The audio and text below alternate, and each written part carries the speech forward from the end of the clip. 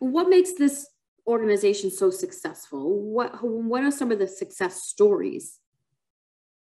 We'll leave that to Jana. You can share your story. So I will share my story in the sense that I was asked 25 years ago by a customer of the bank that I worked for to consider becoming a mentor. And I really didn't think I had any expertise in mentoring, but I gave it a try. And it was probably the most rewarding and eye-opening adventure that I had undertaken in a while. And I've always said that you don't have to be a rocket scientist. You don't have to be, someone with special credentials after your name. You just have to be there for that child. And I think that is what makes our organization really unique, in that we don't just, talk about it. We do it. All of us, pretty much all of our staff are mentors.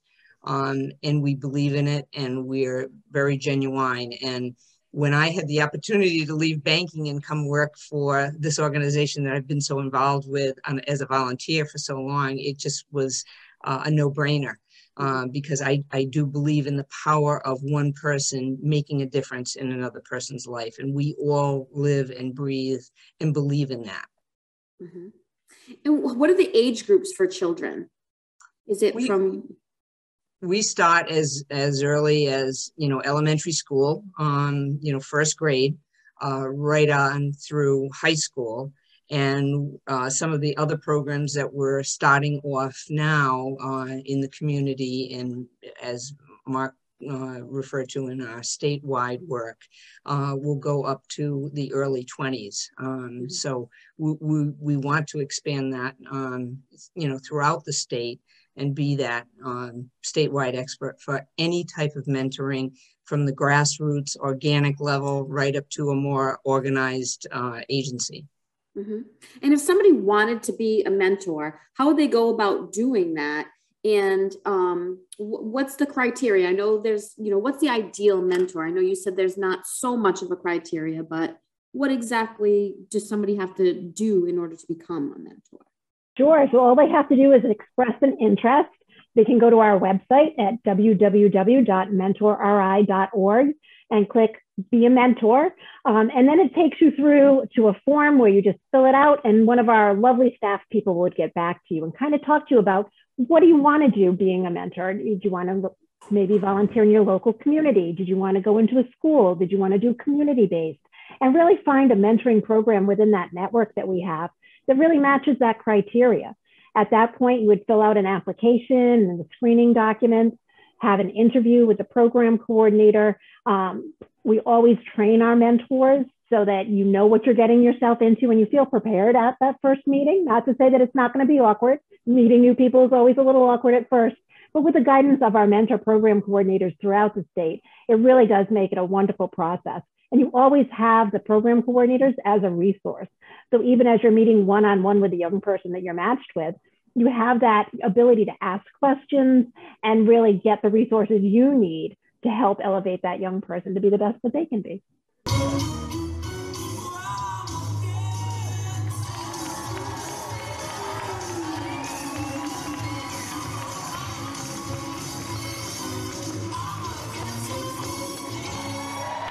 This is the 50th annual event.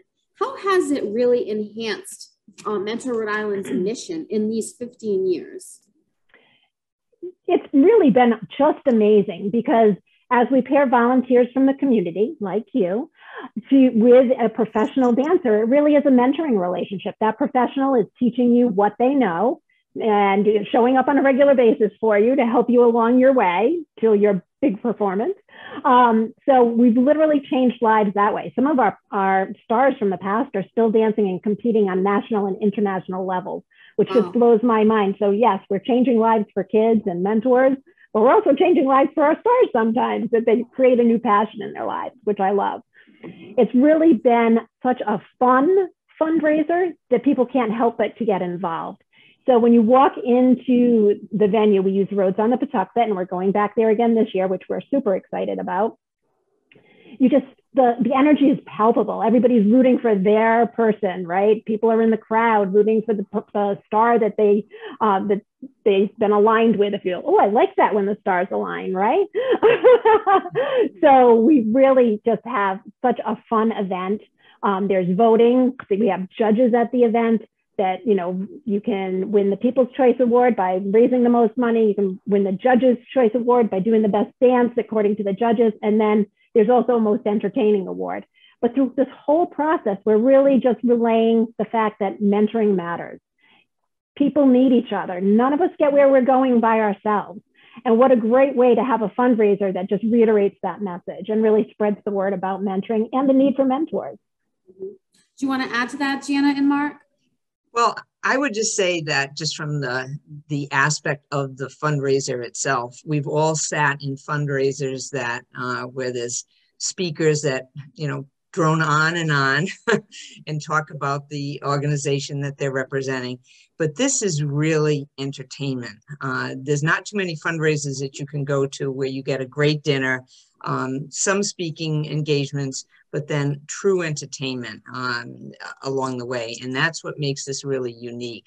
And as Jo said, the energy in the room is without a doubt contagious. Mm-hmm.